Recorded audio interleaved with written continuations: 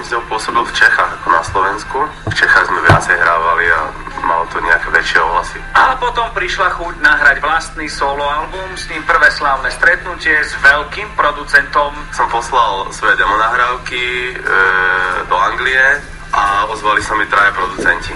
To boli všetko veľké mená, skutočne to bolo ešte veľmi ťažké vlastne si vybrať z týchto producentov. No a jeden z nich bol Greg Haver a nakoniec som si vybral na spoluprácu. No a jeho referencie samozrejme tiež zavážili, pretože produkoval asi moju najobľúbenejšiu kapelu Manic Street Preachers. Ja, Manic Street Preachers, môže byť.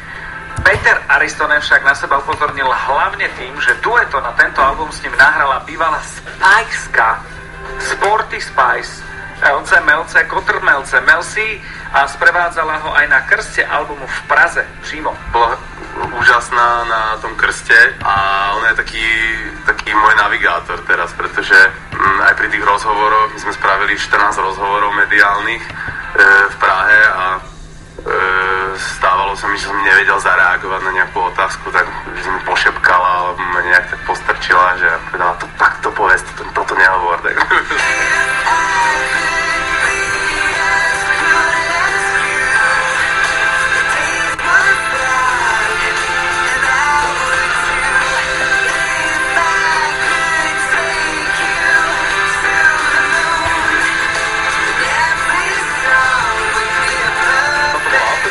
Petrovi teda pribúdajú Spice, fanúšikovia, píše o ňom britský Daily Mail, o rozhovor požiadala samotná BBC.